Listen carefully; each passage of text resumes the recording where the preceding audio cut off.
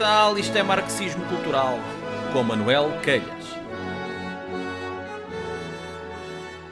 Manuel Calhas, bem-vindo à nossa bancada parlamentar. Muito obrigado, Como é que Manuel. estás bem? Muito obrigado, estou bem. Muito É obrigado. normal aqui também, na presença destes grandes, não é? Lamentáveis. Nestes grandes apresentadores, é normal que, como disse, Senhor como deputado disse e o tal, como disse o tal. Precisamente. Manuel, então o que é que nos traz hoje?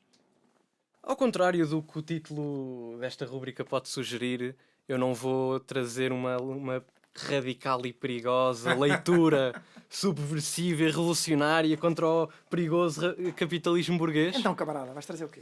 Camarada, desculpe, senhor Presidente, vou trazer... Ou melhor, eu não estou a trazer nada, não é? Como estão a ver, isto é a malta da cultura. Mas assim eu não vejo livro nenhum. Estou a apresentar um livro sem... Eu trouxe o livro que deixou em casa. Isto é a malta da cultura, é assim mais irresponsável. O livro é... ficou em confinamento. Exato. Só nos interessamos com drinks ao fim da tarde. Mas... E já aqui a primeira dica ao governo. Exato. Não, mas agora vamos ao que interessa. Vamos ao que interessa. Eu O que é queria que nos traz? apresentar um livro que se chama First Among Equals, na edição portuguesa Primeiro Entre Iguais, publicado em 1984, de um autor inglês, o Jeffrey Archer. E queria começar com algo mais leve, até para desmistificar esta ideia de que precisamos de um calhamaço para começar para nos começarmos a interessar e a aprender sobre política. Então o que é que este livrinho então nos ensina? Ou o Não, o que é que nos mostra? Este livro, atenção, este livro não é... Eu não queria menosprezar aqui a importância dos clássicos, dos textos filosóficos e dos manuais de teoria política. A ideia era precisamente mostrar que é possível e que até é um bom ponto de partida aprender sobre um país ou refletir sobre política com um romance, como é o caso do First Among Equals. E é precisamente isso, como eu acabei de dizer, um romance que acompanha a carreira política de 4 deputados britânicos, de 4 personagens que são fictícias, atenção. Inicialmente são 2 conservadores e 2 trabalhistas, e acompanham-nos o livro acompanha-os desde a sua entrada no Parlamento, em 1964, e começam como backbenchers, como eles chamam lá, porque eles sentam-se nas últimas filas do Parlamento, até à chegada de um só deles, primeiro-ministro, em 1991.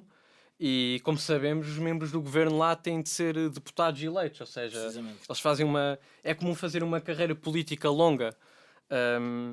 E o Jeffrey Archer, ele próprio foi um antigo deputado, ou seja, conhece perfeitamente os bastidores e os meandros da política britânica, e acho que é uma pessoa ótima para nos contar e para nos contar. Manuel, só uma nota. Tu tinhas dito que o livro é de 1984, salvo erro, certo? Exatamente. Então, e que é que em 1984, ou seja, nos anos 80, quando nasceu o Jorge, porque é que agora achas relevante trazer esse livro?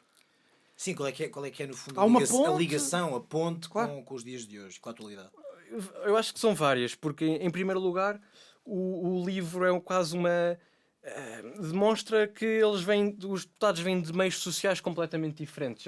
As 4 personagens são quase caricaturas de classes sociais. Okay. Por exemplo, um dos deputados conservadores é irmão de um lord, estuda no famoso Eton College, vai para Oxford na universidade, trabalha na City em Londres, no ramo financeiro, enquanto um deputado trabalhista é de uma família mais pobre e vem de uma cidade como Leeds, que é uma cidade muito industrial. Sim. E esta realidade continua muito atual. Se transportarmos isto para a nossa realidade, um deles é afiliado na JS e outro noutro partido qualquer, é isso? É um bocado. Lado, mas sim.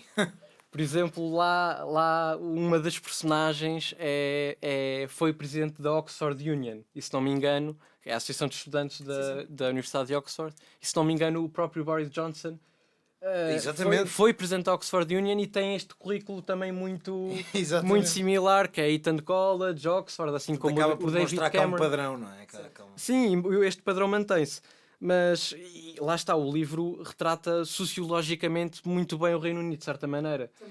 Mas indo mais ao teu ponto da história, o livro também está muito bem integrado na história do Reino Unido, porque os dramas pessoais deles, os conflitos políticos, estão muito bem integrados em certos momentos da história do Reino Unido. Eles próprios são protagonistas. Momentos esses reais. Exato, as personagens são fictícias. Os momentos são reais. Atenção, até 1982, o livro lá está, como já disse, é publicado em 1984, E depois o livro, na verdade, vai até 91 e aí, obviamente, previsão. há uma previsão. Se não me engano, o livro acaba... Ele deve ter pedido conselhos à Maia, não é? Para fazer esse tipo de futurologia. Talvez.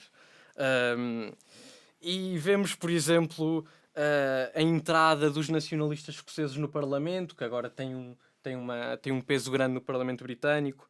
Vemos o início... Aí sim podes fazer uma ponte com acontecimentos recentes. Não é? Houve a invasão do Capitólio. Exatamente. Acaba por entrar na mesma medida do que estás a relatar do livro. Não, os nacionalistas escoceses, eles... Num ponto diferente. É uma entrada muito residual aqui nos anos 70, se não me engano. Mas eles em 2015 passam de 6 para 56 deputados, creio eu. Ou seja, e os partidos tradicionais lá, o Partido Conservador e o Partido Trabalhista, sofreram bastante com esta mudança, na Escócia, principalmente o fazer uma reconfiguração. Exatamente, foi uma autêntica reconfiguração política lá. E também vemos o início de algumas mudanças internas nos partidos. Os partidos acabavam, por exemplo, na eleição do líder de cada partido, quem votava para a eleição do líder eram apenas os deputados, era o grupo parlamentar. E há um bocado uma democratização interna dos partidos. Uma abertura aos militantes e aos membros para votarem no líder e não ser só o grupo parlamentar. E ainda um aspecto muito interessante, que até tem um pouco a ver com este nosso podcast, porque há um momento que acaba por ser um choque para os deputados, que é o começo... no fundo, os debates parlamentares, ou parlamentares, mas parlamentares, passam a estar na rádio. E se compararmos isto é um choque para as personagens. E que se compararmos isto com a atualidade, em que a política é muito instantânea, muito reativa, redes sociais, internet... É no Twitter. Isto ser um choque... Nós lemos o livro hoje em dia e, pronto, relativizamos um bocado as coisas, não é? E finalmente também trago o livro por uma razão também pessoal, e acho que era importante também começar com esta nota, que era... Pessoal, porque foi-te oferecido por uma namorada, assim? Não, acho que infelizmente não. Mas... Acho que infelizmente não.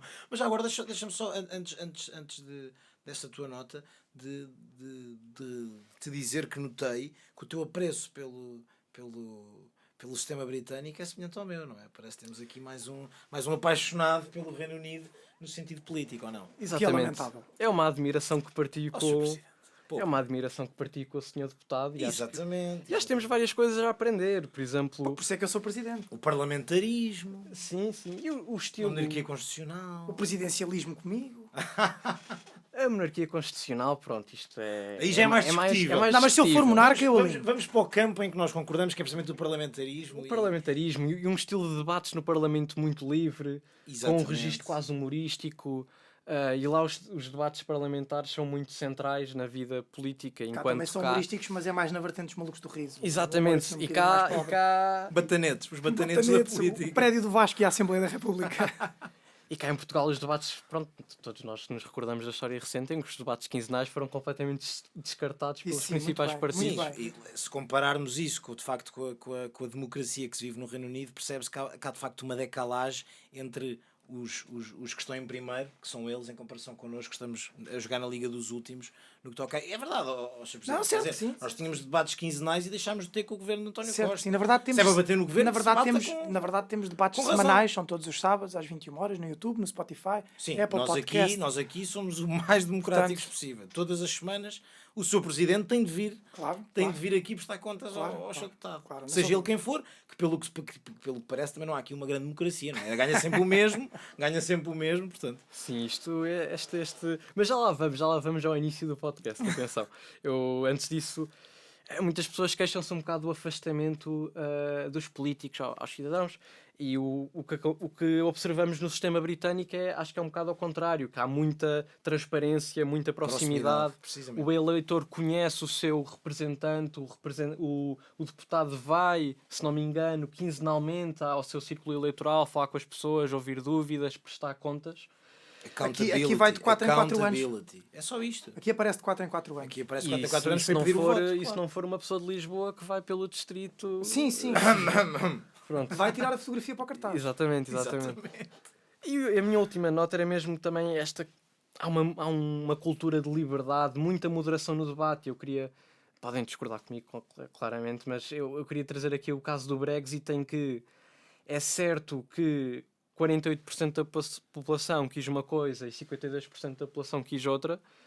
Podemos apontar muita polarização no atual sistema britânico, talvez. Até podemos dizer que houve manifestações e confrontos, mas no fundo o processo está a ser resolvido de forma parcimoniosa, sim. Sim, de forma pacífica, Claro. nas Nada urnas. tem que ver com a crispação que houve, por exemplo, nos Estados Unidos. Não, exatamente, nas urnas, com eleições, e não houve nenhuma invasão ao Capitólio. Claro. O que demonstra que a bipartidização e o que demonstra que o facto de existirem dois partidos e dois polos, nem sempre, Sr. Presidente, leva a radicalismos e a polarizações extremas, como acontece Não, acho que no caso dos Estados Unidos. Tem mais que ver com uma instrução política, com uma educação política e cultural que é completamente Também, dispar. claro. Estamos a falar de sistemas políticos que não são comparáveis. Claro. Mas, desculpa, Manuel, continua. Não, claro, e a minha última nota era aqui mais um pormenor engraçado sobre o sistema britânico, aqui, mais uma dose de marxismo cultural. Manuel, traz-nos um sabias que? Exato, um sabias que mais um pormenor engraçado para provar, lá está, a nossa admiração partilhada pelo sistema britânico. Um sistema que vive muito de tradições que sobrevivem ao teste do tempo e que ficam.